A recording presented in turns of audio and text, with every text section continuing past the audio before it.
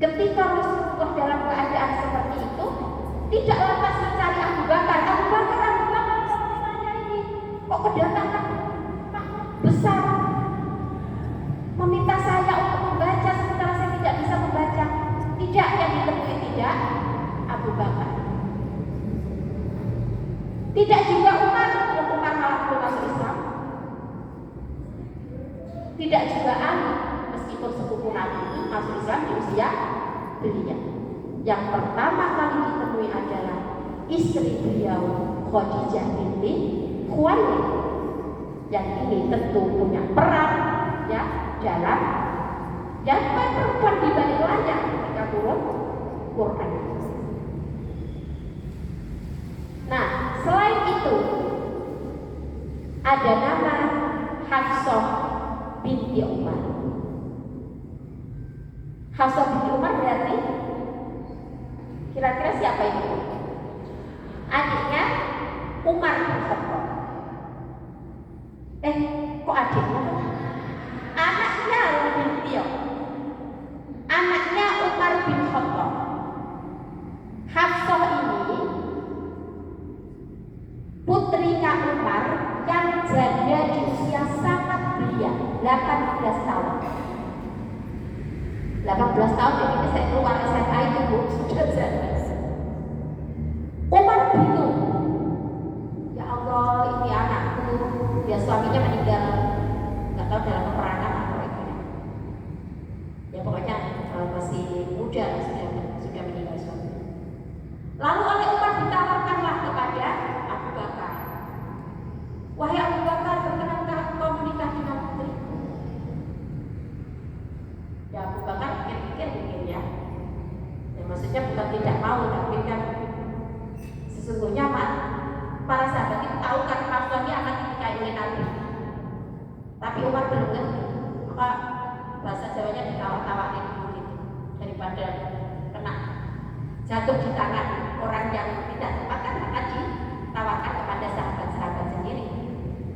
Ditawarkan kepada Abu Bakar, ditawarkanlah kepada Utsman, ya. Lalu mereka menjawab apa? Putrimu wahai Umar nanti akan mendapatkan suami yang lebih baik daripada kami. Maka kemudian dinikahi oleh Rasulullah. Nah, apa peran Hafsah binti Umar ini pada Al-Quran?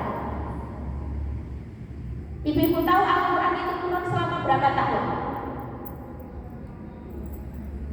Selama berapa tahun? Apa tiba-tiba langsung dari langit gitu?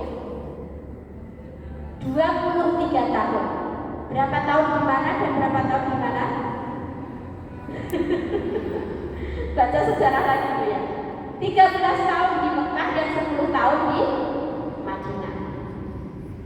Maka Bu Fatma yang belajar Al-Quran tahu ada surat Makkiyah ya dan ada surat Madaniyah.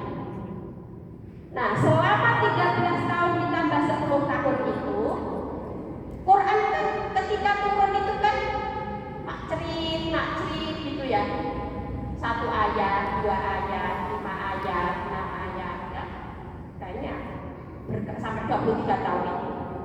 Nah, ketika turun itu langsung sama Rasulullah dipanggillah sekretaris beliau Zaid bin Sabit itu untuk menuliskan. Misalnya turun surat Yasin, tulis. Nah, itu ditulisnya di mana? Tempat kurma, di tulang, daun, gitu masih berjejer. Nah, lalu siapa yang mengumpulkan? Biasanya kan perempuan lebih ribet untuk nyimpen itu.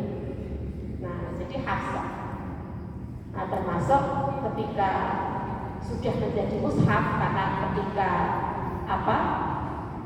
ide atau gagasan untuk mengkodifikasi ayat Quran yang bercecer itu tadi kan di zaman sahabat Nabi ya.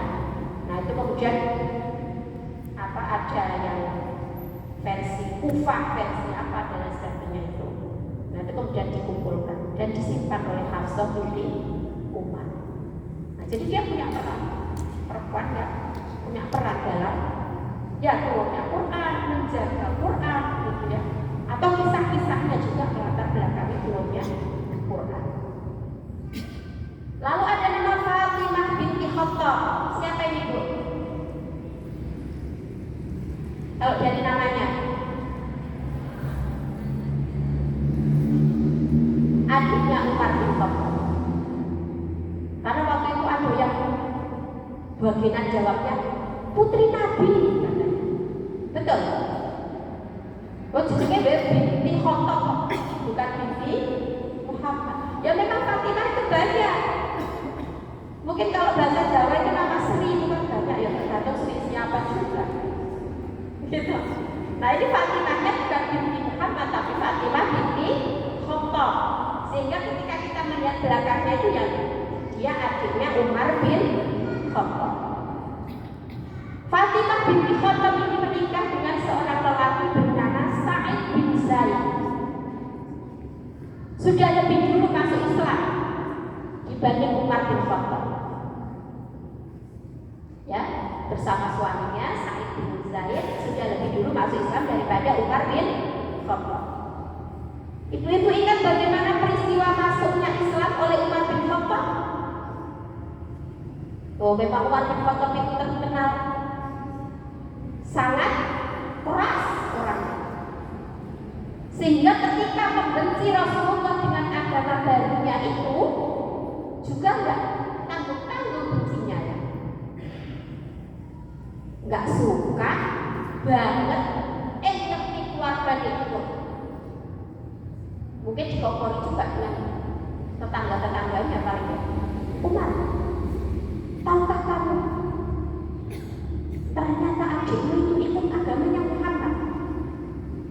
Mendengar itu dia langsung mungkin bawa pedang atau apa ya, langsung ke rumahnya adiknya ini Fatimah binti Khattab. Kalau nggak salah sudah terjadi apa ya, sudah ditempelin atau diapalah itu adiknya. Nah, lalu Fatimah membaca kala itu ya surat apa pun yang menjadikan Umar masuk Islam.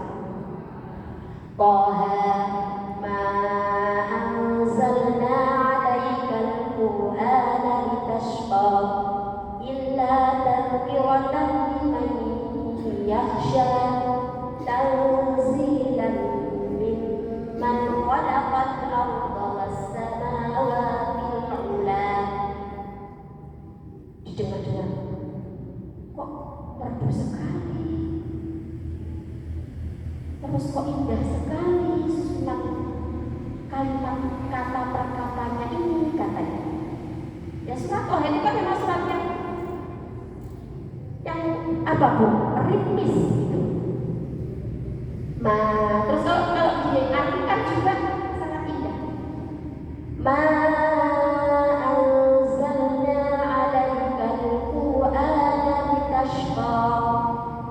Tidaklah kami menurunkan kepada Muhammad Al-Quran supaya kamu sedih. Jadi mau Quran paling galau kok ceritanya. Mungkin sedihnya itu galaunya itu kalau kita nggak tahu artinya itu. Tapi itu justru menjadi pelecut. Ya, aku di Quran nggak mau coba dia kok maksudnya sedih aku. Nah itu boleh. Supaya ibu tergerak. Ya apa caranya cik aku ini baca Quran tidak hanya berhenti di membaca saja. Meskipun Quran itu kalau kita baca itu luar biasa. Ya, saya sudah berkali-kali, mungkin ibu juga sudah bosan. Kita tingkatkan kualitas membaca Quran dari sekedar membacanya saja menjadi mulai mengerti terjemahnya, mulai mengerti tafsirnya, mulai mengerti kandungannya apa, kisah dibalik ayat itu turun apa, itu akan semakin menambah apa Bu? Rasa yang tidak bisa diungkapkan lagi kalau kita bisa memaknai Al-Quran.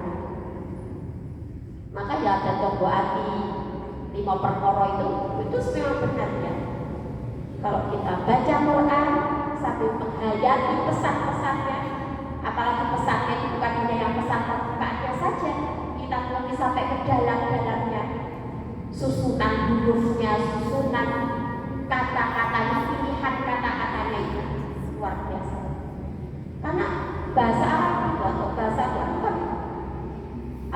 pilihan katanya itu kalau kita paham bahasa Arab ya, kenapa yang ini menggunakan kata ini, yang ini menggunakan kata ini, gitu misalnya. Ada dengan arti yang sama. Nah,